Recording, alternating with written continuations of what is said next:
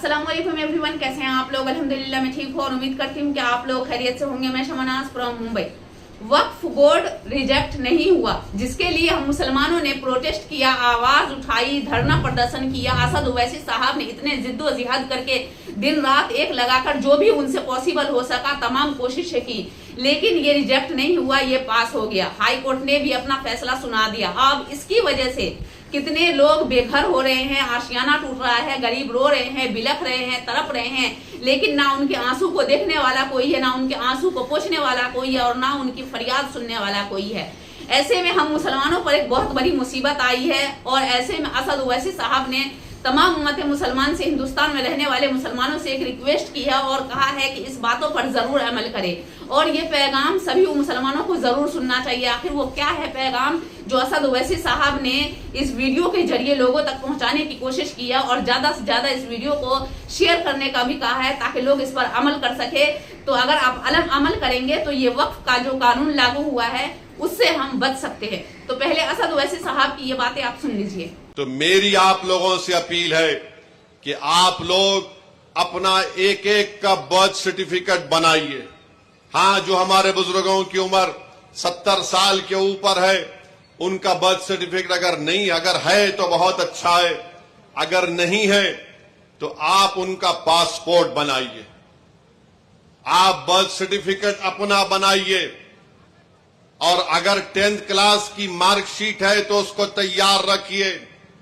अगर caste certificate है उसको तैयार रखिए, अगर नहीं है तो बनवाइए।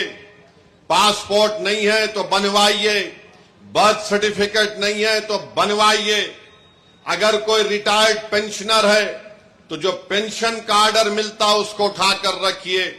अगर आपको 2 BHK का सर्टिफिकेट मिलता है कि आपको 2 BHK दिया गया, उसको उठाकर हिफाजत से रखिए। अगर जमीन गवर्नमेंट ने आपको अलॉट की तो उसको उठाकर रखिए। अगर आप गवर्नमेंट के मुलाजिम हैं या थे उसका आईडी कार्ड उठाकर रखिए, क्योंकि याद रखिए मेरी इस बात को कि अब जब इंटेंसिव रिवीजन हो रहा है तो इलेक्शन कमीशन ने जो हिदायतें BLOs को दी हैं बिहार में, उसमें यह कहा गया कि अगर इलियास साहब के घर पर कोई 3 मरतबा BLO चला जाएगा और 3 मरतबा किसी जायज वजह से इलियास साहब अपने घर पर मुकीम नहीं होंगे तो BLO उसकी इत्तला ERO को और AERO को देगा और ये AERO और ERO को इख्तियार हासिल है कि वो 1955 के सिटीजनशिप एक्ट के तहत उन तमाम ओहदेदारों को इत्तला देना के लिए साहब शायद भारत के नागरिक नहीं है।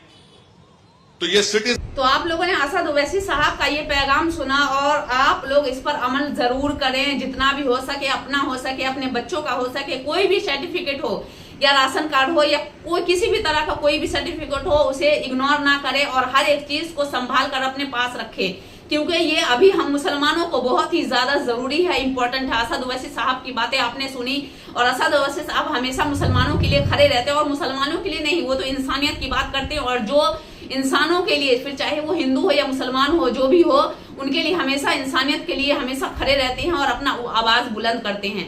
तो इनकी बातों पर अमल करें ताकि आप इस हिंदुस्तान में महफूज रहें और आपके पास पावर और ताकत हो और ये कहलाने की आपके पास हिम्मत हो कि आप हिंदुस्तान के हैं और हिंदुस्तान की सरजमीन पर जिंदा हैं और इंशाअल्लाह इसी मिट्टी में मरकर दफन किए जाएंगे।